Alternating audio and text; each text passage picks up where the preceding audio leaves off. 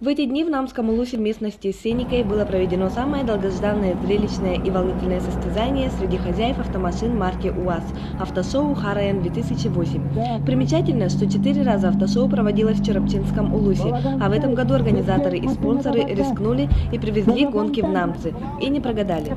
Мероприятие началось в 11 часов утра с парада участников на машинах марки УАЗ всех модификаций. 29 экипажей, среди которых были и опытные гонщики, и впервые участвующие в подобных соревнованиях.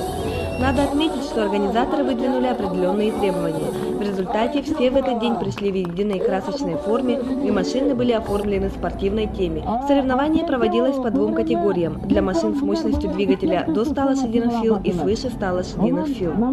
Первый чемпионат, поэтапная езда с барьерами, извилистая дорога, заняла очень много времени. Результаты определялись по показаниям нескольких этапов. Это сдача теста ПДД, затем экипаж должен был проехать на время по снежной извилистой дороги с резкими поворотами. Также учитывались частота езды, маневренность, старт задним ходом. За один затронутый флажок прибавлялось штрафное время. В этом чемпионате поборолись 25 экипажей. Зрители болели, участники нервничали, машины ломались в самый ответственный момент. Водитель со стажем Сергей Балаганский имеет опыт участия в гонках. Он пробовал свои силы в первых соревнованиях «Полюс холода». Хоть в этот раз ему и не повезло, он не унывает. Говорит, дорогу молодым. Сергей Егорович, вы вообще в таких подобных мероприятиях впервые участвуете или уже участвовали? Нет, я участвовал в соревнованиях «Полюс холода», впервые, который проводился в Якутии. И дальнейшее у меня было соревнование, позапрошлый год у нас в Намцах было, среди, Намцах. Там место было. Дальше... Как готовились к этому соревнованию? Да, я услышал, что будет... Хараян, и сразу решил машину готовить и участвовать в этих соревнованиях. Собственная, да? Машина собственная. Ага. А как настроение сегодня? Настроение очень хорошее. И всем людям желаю добра, счастья, спортсменам победы.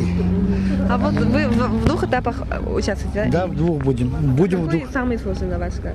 На мой взгляд, экстрим будет, наверное, сложный, потому что там пересеченная местность будет и заметена, снегу много нынче.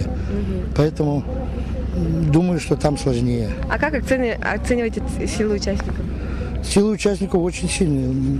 Все тут прошлогодние чемпионы есть, и позапрошлогодние есть, и машины сильные.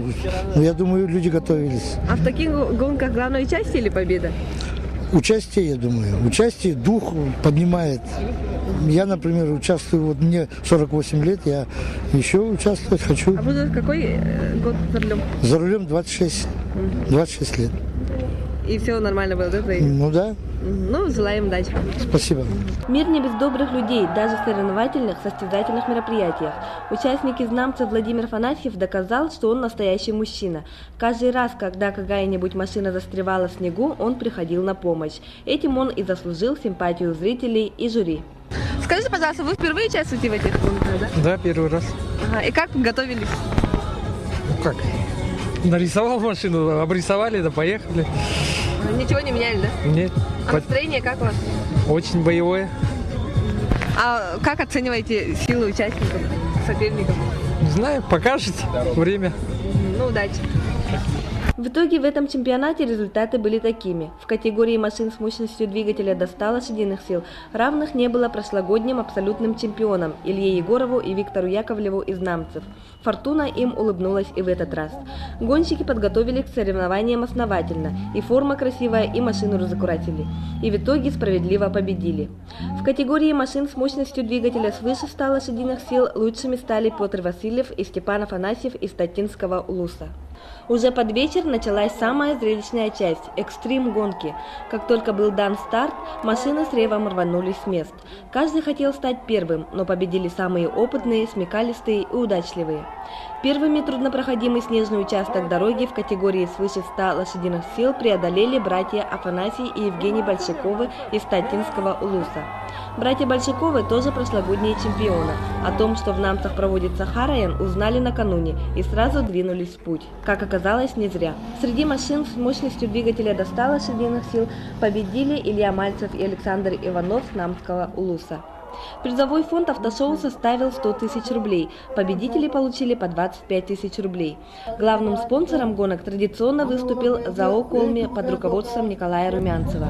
Также несколько уважаемых старейших водителей Улуса наградили понравившихся конкурсантов своими призами и номинациями. За лучшую единую форму наградили Илью Егорова и Виктора Яковлева из Намцев. Лучшей оформленной автомашиной стал транспорт Эдуарда Соловьева и Дмитрия Платонова из Намского Улуса. В номинации «За волю к победе» награжден экипаж Саха-Телекома. Организаторы были удивлены массовостью скопления зрителей, их интересом к вождению, экстриму, азарту. И, возможно, следующее автошоу «Хараен» снова состоится в Намском Улусе. Специально для программы «Время спорта» Майя Кычкина, Марат Абазгильдин, Иннокентий Кривошапкин.